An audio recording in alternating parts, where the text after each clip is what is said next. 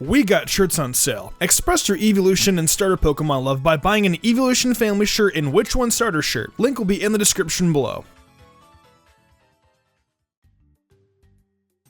Ash Ketchum and his wonderful group of friends have impacted us Pokemon fans for years and will continue to impact fans for years to come. Ash Ketchum has been going on his journey for many years now, and with every new generation of Pokemon, we're introduced with a new companion. These new companions have influenced Ash drastically, whether it be good or bad. Some of them have also either made the Pokemon anime great, or they made it absolutely horrible, which I will get into in a little bit later. With all this talking of the Ash's companions, I decided I wanted to give you guys my opinions on all his companions he has met all the way up until Alola. Note, I will only be covering his companions from the core Pokemon anime and not from any of the movies. I also have not seen all of the movies, and if I did see every single companion he has met from a 2-hour film, we would be sitting here for an absolutely long time. So I will be keeping it strictly to the Pokemon anime. Alright, you guys know what's going down, let's hop into giving my opinions.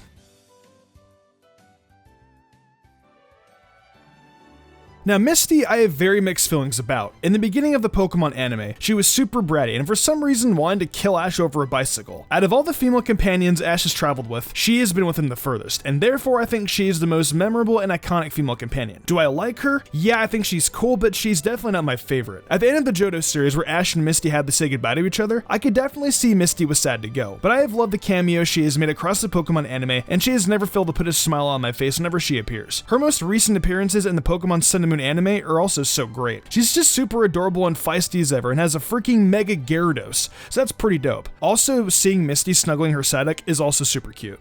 Here we have one of Ash's closest companions being Brock. Brock has traveled the farthest with Ash, going to the first 4 regions with him until they parted ways at the end of Sinnoh. However, Brock didn't come without controversy, as he was actually taken out of the anime for a while due to concerns that Brock might be viewed as a negative stereotype of Asian people, overseas anyways, as stated by one of the anime's directors, Masamitsu Hidaka. So they temporarily replaced him during the Orange Islands arc of Tracy, who we will be talking about in just a bit. Just like Misty, Brock did originally intend to leave Ash after Johto to help out his family, only to find out his mother and father were both home and wasn't needed. So he makes his return to Ash's side only a few episodes into the Hoenn series. He once again leaves Ash only to rejoin him yet again in Sinnoh, which led to his departure at the end of the Diamond and Pearl series. We see him every once in a while in the Sun and Moon anime, which is a real great thing to see. He's got himself a Mega Steelix and even more recently a Comfey. I really wish we'd get to see him more though. He's given us some of the most classic lines in this series, using his trusty frying pan as a drying pan. Oh, and who could forget these delicious jelly donuts? Ah, Brock, I gotta say, buddy, I miss you a lot. I hope he makes a return when we get to Galar. That would be absolutely amazing.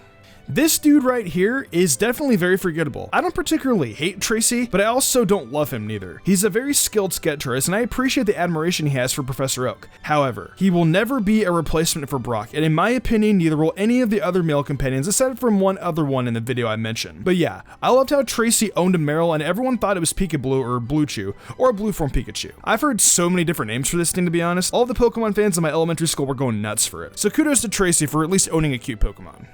I gotta say, the Hoenn series definitely added a lot more variety than just your typical Pokemon battles. With female protagonist May in the spotlight now, I gotta say she started a trend that no other female protagonist did, being contests. Sure, Dawn participated in contests, but May started them. May had her own unique charm, her own awesome and clever battling style, and a list of great Pokemon she owns. The rivals she had in contests too were super fun to watch in terms of May competing against them. The romance side for her and Drew was also excellent in my book. Hoenn became one of my favorite seasons of the anime because of May. The battle with her and Ash in the end as well between Sceptile and Blaziken was also one of my favorite battles out there.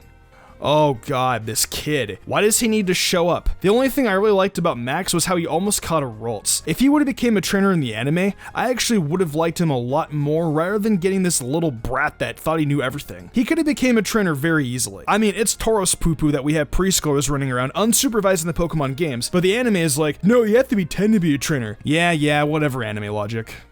Next is Ash's third female companion being Dawn. Now don't get me wrong, I really do like Dawn. I thought she was a great character. However, she didn't feel nearly as iconic to me as Misty or even May. They just went through so much character development, whereas Dawn just felt like she was there, and that's pretty much it. With that being said though, she still had great things about her. She did make pretty nice progress as a coordinator throughout the series, which actually reminds me of one of the cooler banded features in Diamond, Pearl, and Platinum, being the Pokeball capsules and seals. These things were so cool and added a lot to contests in terms of presentation, but also allowed us us to use them in regular battles, which really allowed us to express ourselves and add flair to our Pokemon entrances. So yeah, Game Freak, you should definitely bring this back in Gen 8, or at the very least in the eventual Diamond and Pearl remix. Anyways, back to Dawn. Yeah, she was great, especially her Piplup and Mamoswine. Piplup always got blasted by Ash's Gibble's Draco Meteor, which is hilarious, and her Mamoswine that she got was absolutely adorable as a Swinub, and that was also pretty cool. Again, I might not find her as iconic as May or Misty, but she definitely had a lot of great things about her for sure.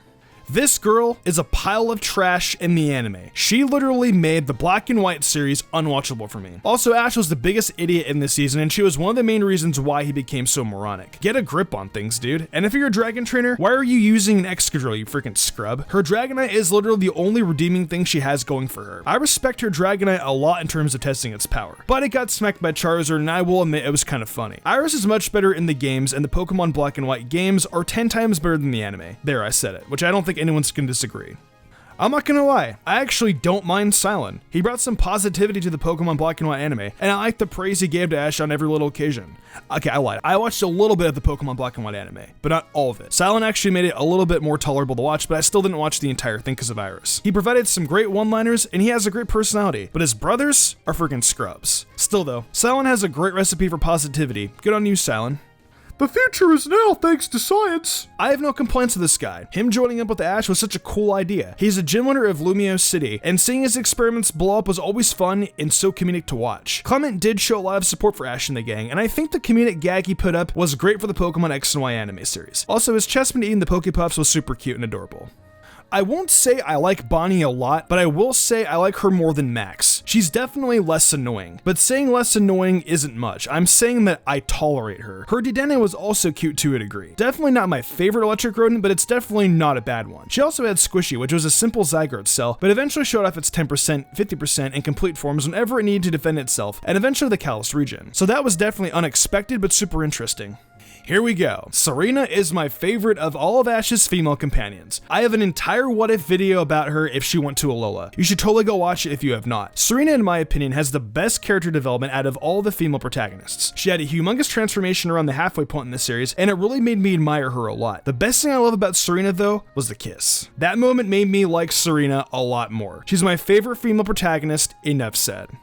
I just wanted to say before we start the Sun and Moon segment, I have not seen all of the Sun and Moon anime, but I have seen up to episode 50. So I'll be giving my knowledge from what I have seen up to that point. Also, if you have not seen even a bit of the Pokemon Sun and Moon anime, it's not bad at all. The animation style for it is excellent. It is one of the best Pokemon anime seasons. Watch it and find out why. I guarantee you will be amazed with how great it actually is. Starting up the Sun and Moon segment, we have Lana. I really like Lana. She's adorable and kind of shy, but that's 100% okay. I love the amount of work and effort her and her Popplio put in when it comes to perfecting its balloon making and the Z-move practice. I can't wait to see more of Lana in the series.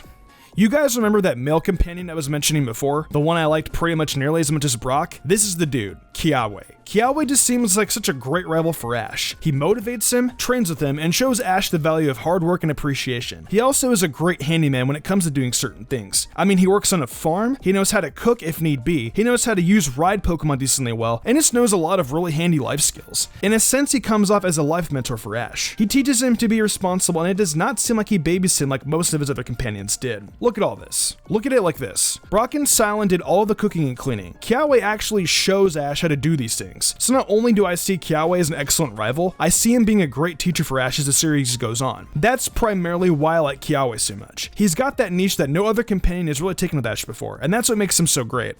Lily is such a great character. Again, I haven't watched the entirety of the Sun and Moon anime, but from what I've seen, she's basically like her video game counterpart. There are some differences, of course, such as instead of disliking Pokemon battles, like how she does in the games, she is afraid of touching Pokemon because of a traumatic event in her past. But overall, she seems she's pretty much the same personality-wise. I will say I know a little bit from future episodes, and know her Z form doesn't last real long. However, getting to see that side of her in the anime will be great when it does eventually pop up. She's just such a great character and has a super adorable Alolan Vulpix, being Snowy. I know how Lily is with evolving Pokemon, so there's a good chance she might not ever evolve it into an Alolan Ninetales, but man, I'm gonna be hopeful and pray that she does, because seeing her own a majestic Pokemon like that might just make the Sun and Moon series one of my favorites of all time. So, I like Sophocles for comedic reasons. He's the techie nerd kid that I was at one point in my life. What I find funny about Soph is the fact that he always complains about running. It's like Pokemon is trying to tell us, yes, this kid is fat, that's why he hates running. I laugh every time he complains about running. I literally say, it's because he's fat. This is literally me in a nutshell, because back in the past, I got a little chunky too from drinking soda, chips, MapleStory, and RuneScape, so I can relate to Soph when it comes to not wanting to exercise. I don't know if this is particularly a good reason for me to like Sophocles, but he's a cool character nonetheless. I also think it's precious that his Togedemaru has such a cute crush on Pikachu. Man, oh man, does Mallow have an incredible backstory in the anime. I'm not up to date with Sun and Moon as I stated earlier, but I have heard about the events to come and how she visits her mother and how a shaman comes to be. She honestly deserves it. She's such a heartwarming character. I can't wait to get caught up with the anime. I have a feeling I'm gonna really enjoy it. Other than that, I feel like Mallow kind of takes the mother role of the group in terms of taking care of everyone and just being super caring in general. That's pretty much what I can get from Mallow. She's a great character, and so is her Bondsuit evolution line.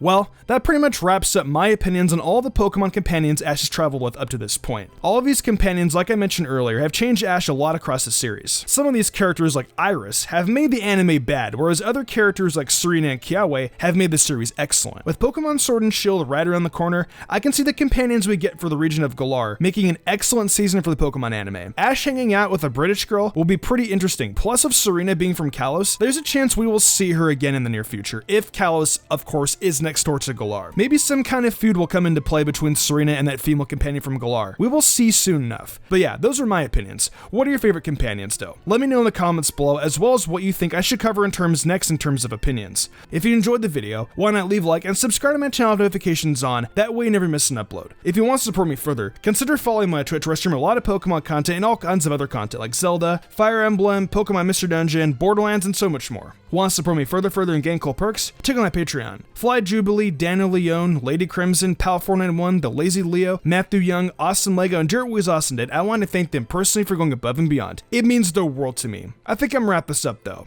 I'm Mystic Umbrown, and I will see you in the future for more awesome Pokemon content.